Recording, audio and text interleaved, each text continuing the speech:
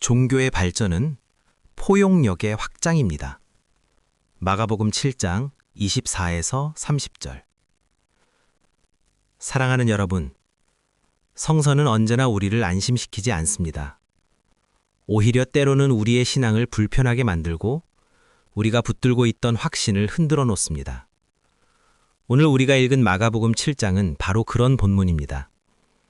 이 본문에서 예수님은 우리가 기대하는 자비로운 모습과 다소 거리가 있어 보입니다. 도움을 요청하는 한 여인에게 예수님은 이렇게 말씀하십니다. 자녀들을 먼저 배불리 먹여야 한다. 자녀의 빵을 집어 개들에게 던져주는 것은 옳지 않다. 이 말은 단순한 비유가 아닙니다. 당시 유대 사회에서 자녀는 유대인, 개는 이방인을 가리키는 관용적 표현이었습니다.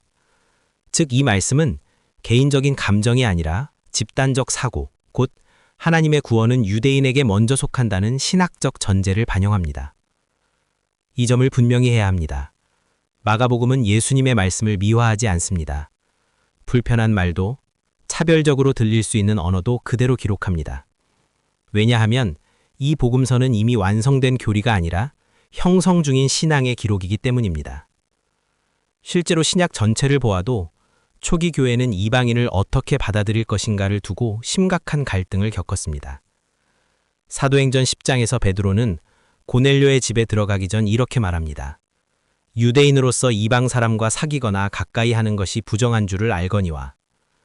갈라디아서 2장에서 바울은 베드로가 이방인과 함께 식사하다가 유대인들이 오자 물러났다고 비판합니다. 이것이 초대교회의 현실이었습니다. 예수를 믿었지만 여전히 민족의 경계 안에 갇혀 있었습니다. 마가복음 7장은 바로 이 점을 숨기지 않습니다. 예수님의 입에서조차 당시의 제한된 사고가 반영된 언어가 등장합니다. 성서는 이것을 감추지 않고 기록합니다. 이 점에서 성서는 정직한 증언입니다. 놀랍게도 이방인을 향한 하나님의 보편적 구원은 이미 구약에서 반복해서 선언되었습니다. 이사야 49장은 말합니다. 너를 이방의 빛으로 삼아 나의 구원이 땅 끝까지 이르게 하리라. 이사야 56장은 더욱 분명합니다. 여호와께 연합한 이방인이라도 내가 그를 나의 성산으로 인도할 것이며. 즉, 이방인 배제는 하나님의 뜻이 아니라 특정 시대, 특정 민족이 가진 신앙의 한계였습니다. 예수님이 이것을 모르셨을 리 없습니다. 그렇다면 우리는 묻지 않을 수 없습니다. 왜 예수님은 이 여인에게 이렇게 말씀하셨는가? 수로보니께 여인은 이방인입니다. 여성이고 헬라인이며 유대 땅의 주변부 사람입니다. 그러나 그는 자기 자리를 체념하지 않습니다. 그는 반박하지 않습니다. 침묵하지도 않습니다. 주님, 그러나 상 아래에 있는 개들도 자녀들이 흘리는 부스러기는 먹습니다. 이 말은 단순한 겸손의 언어가 아닙니다. 신학적 통찰의 언어입니다. 하나님의 은혜는 경계로 가둘 수 없다는 고백입니다. 중심에서 흘러내린 은혜조차 생명을 살리는 믿음입니다. 그리고 이 지점에서 이야기는 전환됩니다. 예수님은 더 이상 침묵하지 않으십니다. 네가 그렇게 말하니 돌아가거라. 그 순간 치유는 일어납니다. 여기서 중요한 것은 치유의 기적이 아닙니다. 신한과 신학의 발전입니다. 이방인은 더 이상 식탁 밖의 존재가 아닙니다. 기독교는 비로소 편합한 민족 종교를 뛰어넘어 세계적인 고등 종교가 됩니다. 본문을 문자 그대로만 읽은다면 본문이 예수님의 차별을 정당화하는 것으로 오해할 위험이 있습니다. 그러나 본문 전체의 흐름을 잘 살핀다면 이야기가 차별을 유지하는 게 아니라 차별이 무너지는 과정의 기록이라는 것을 알게 됩니다. 신앙이 한 차원 더 발전하는 단계임을 알게 됩니다. 마태복음 28장에서 예수님은 이렇게 말씀하십니다. 그러므로 너희는 가서 모든 민족을 제자로 삼아. 이 선언은 갑작스러운 변화가 아닙니다. 수로보니께 여인의 부스러기에서 시작된 흐름의 완성입니다. 기독교는 처음부터 보편 종교가 아니었습니다. 보편을 향해 발전한 종교였습니다. 그 이동의 흔적이 바로 이 본문에 남아 있습니다. 여러분, 오늘 우리는 더 이상 자녀와 개라는 언어를 쓰지 않습니다. 그러나 그것은 여전히 누군가에 의해 쓰이고 있습니다. 우리는 누구를 여전히 우리의 식탁 바닥에 두고 있는가? 어떤 사람의 목소리를 아직은 때가 아니다라며 밀어내고 있는가? 예수님은 교리 속에서만 살아계신 분이 아닙니다. 그분의 메시지가 관계 속에서, 실천 속에서 드러납니다. 마태복음 25장에서 예수님은 말씀하십니다. 너희가 여기 내 형제 중에 지극히 작은 자 하나에게 한 것이 곧 내게 한 것이다. 예수님은 언제나 경계 바깥의 사람들과 함께 계셨습니다. 그곳에서만 하나님 나라는 실제가 됩니다. 우리가 예수님을 주님이라 고백한다는 것은 그분의 이름만 부르는 것이 아니라 그분의 방향을 따르는 것입니다. 부스러기를 향해 손을 내미는 사람, 경계 밖의 목소리에 귀를 기울이는 사람, 그 사람이 바로 예수님의 길 위에 서 있는 사람입니다. 아직도 자신과 조금만 다르면 배척하고 혐오성 발언을 하는 개신교인들이 너무 많습니다.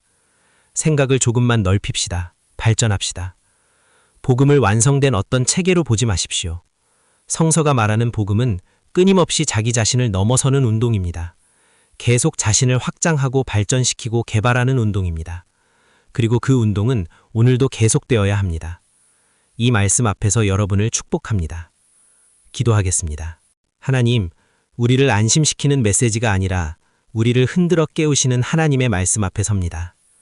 익숙한 신앙의 울타리 안에 머물러 우리가 옳다고 믿어온 생각들이 혹시 누군가를 우리의 식탁, 우리의 범위 아래와 밖으로 밀어내는 차별이 되지는 않았는지 오늘 이 말씀 앞에서 우리를 돌아보게 하옵소서. 주님, 우리는 자주 먼저와 나중을 말하며 하나님의 은혜에도 순서를 매기고 사람에게도 자격을 붙여왔습니다. 그러나 주님의 은혜는 경계에서 멈추지 않았고 익숙한 전통이 제재하는 지점에서도 생명을 살리는 능력이 되었음을 오늘 다시 배웁니다. 수로보니께 여인의 침묵하지 않는 믿음을 우리에게도 허락하여 주옵소서. 체념하지 않는 신앙, 포기하지 않는 질문, 배제된 자리에서도 말 걸 수 있는 용기를 주소서. 그리고 동시에 수로보니께 여인 같은 외인, 이방인에게 조금 더 넓은 관대한 마음으로 그들을 존중하는 마음을 주십시오. 주님, 우리의 종교가 닫힌 체계가 되지 않게 하시고 우리의 신앙이 고정된 답변으로 굳어지지 않게 하옵소서. 복음이 늘 우리를 넘어 더 넓은 인간성으로, 더 깊은 공감으로 나아가게 하옵소서. 주님, 우리와 다르다는 이유로 누군가를 경계 밖에 세워두었던 마음을 오늘 내려놓게 하옵소서. 혐오의 언어를 멈추게 하시고 배척의 습관에서 벗어나 관계와 실천으로 주님을 따르게 하옵소서. 주님은 편협한 교리 속에 갇힌 하나님이 아니라 이웃의 얼굴 속에서 우리를 부르시는 분이심을 잊지 마라옵소서. 작은 자의 손을 붙잡을 때 우리가 주님의 손을 붙잡고 있음을 깨닫게 하옵소서. 오늘도 우리가 붙들고 있는 복음은 완성되지 않았고 오늘도 우리는 그 여정 가운데 서 있음을 고백합니다. 다치지 않는 신앙, 확장되는 사랑, 계속해서 배우고 변화하는 공동체로 우리를 이끌어 주옵소서. 이 말씀 앞에선 모든 이들의 삶 위에도 경계를 넘어서는 용기와 차별을 거부하는 사랑과 주님을 닮아가는 지혜로 함께하여 주옵소서. 우리 가운데 살아 역사하시는 예수 그리스도의 이름으로 기도합니다. 아멘.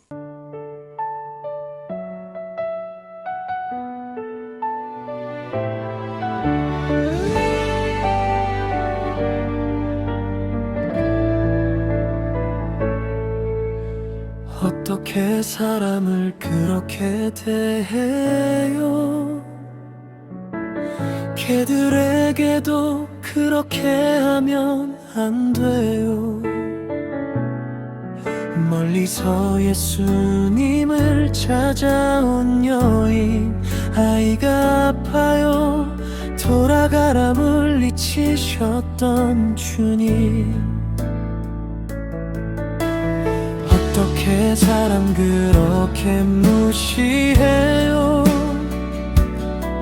신앙이 있는 사람이 그러면 돼요. 우리와 다른 사람이 방인까지 제사장